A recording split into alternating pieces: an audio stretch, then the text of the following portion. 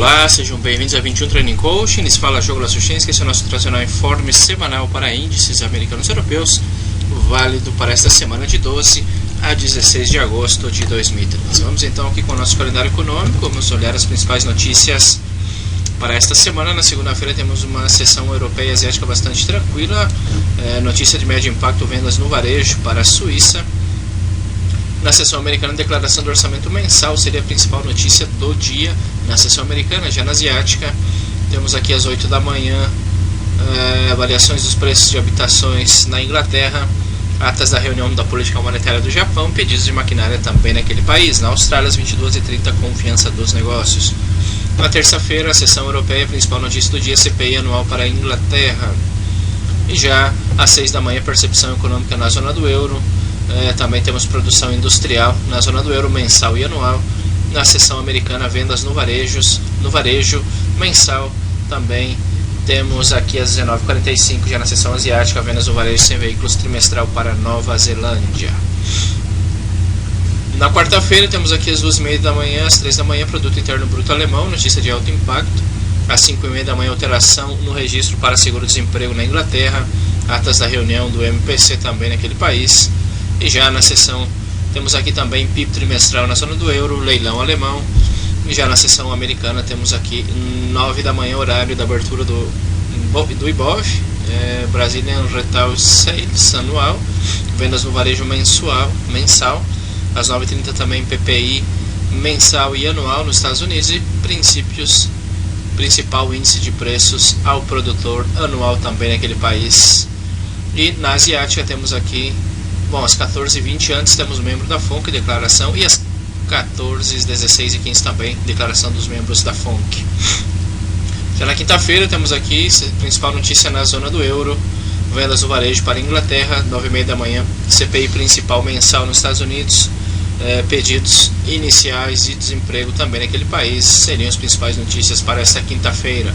Fechando a semana, temos aqui na sexta-feira várias notícias de médio impacto, como CPI principal anual na zona do euro, compras de obrigações estrangeiras no Canadá, vendas manufatureiras também no Canadá, às 9h30, autorização para construção de casas novas também naquele país, custo unitário da mão de obra, início de construção, licenças para construção e produtividade não agrícola.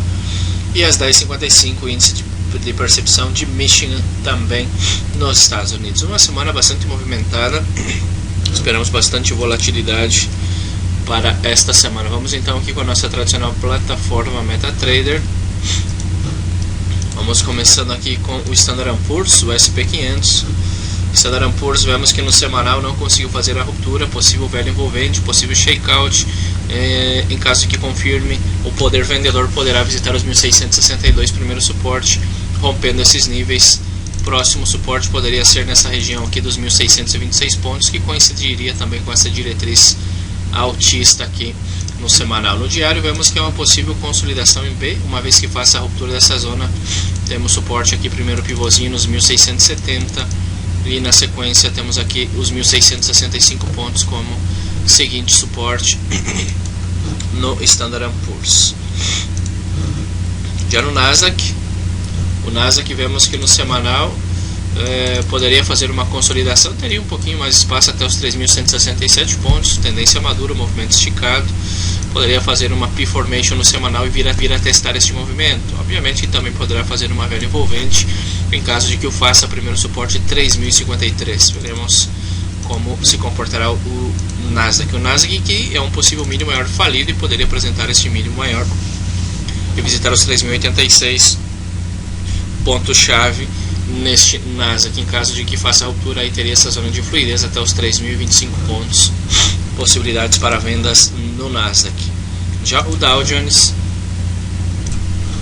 vemos que no semanal o Dow Jones muito mais debilitado em relação ao Standard & Poor's e o Nasdaq, já uma vela envolvente no semanal, eliminando o movimento das últimas 3 semanas.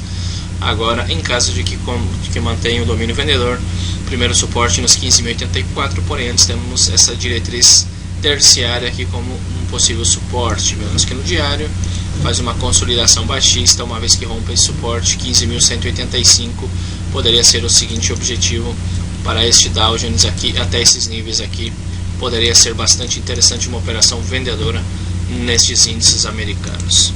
Muito bem, seguimos, vamos com os índices europeus. Começamos pelo DAX 30.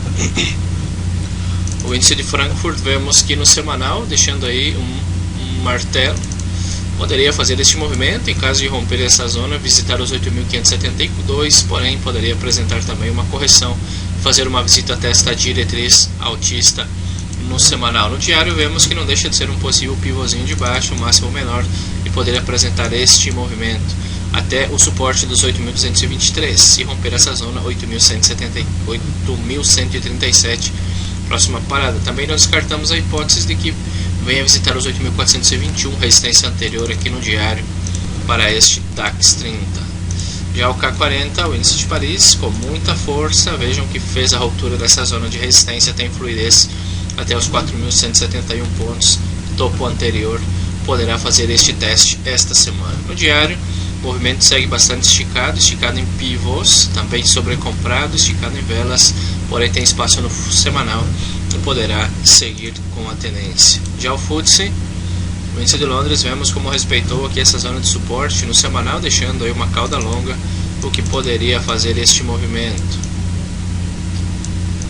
Poderia apresentar este movimento, uma formação em P, uma vez que faça a ruptura, poderia voltar a testar o pico, o topo anterior aqui nos 6.770 pontos aproximadamente. No diário, vejam só como respeitou claramente esse suporte, repicando. Agora temos esse cluster aqui e resistência no 6.617. Tem que romper essa zona, romper esse topo anterior aqui nos 6.670 antes de voltar a testar o topo anterior, este FTSE. Muito bem, seguimos, vamos com o índice australiano.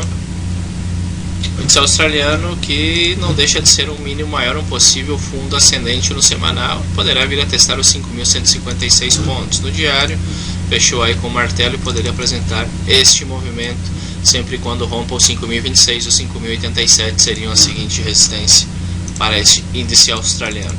Já o Eurostock 50, o Eurostock 50 muito similar ao K40, rompendo a resistência no semanal, porém temos aqui os 851 como resistência. Se romper rumo aos 8.890 pontos, seria este Eurostock 50. Já o índice japonês, o índice de Tóquio, vemos aqui um segundo, o índice Nikkei é bastante debilitado, faz aí uma possível B-formation no semanal, rompendo essa zona, poderá vir até os 12.510. Já no diário temos aqui uma zona de suporte, diretriz altista, se fizer a ruptura 12.960, primeiro suporte importante no diário.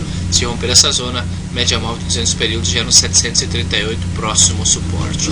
Muito bem, dos índices americanos é provável que venham correções mais profundas. Temos declarações dos membros da FONC esta semana e tudo dependerá também do que falem esses senhores. Porém, é possível que esteja chegando ao fim a euforia e as caídas estejam no início. Assim que espero vocês amanhã no nosso canal Trading ao Vivo. Um abraço e fiquem com Deus. Tchau, tchau.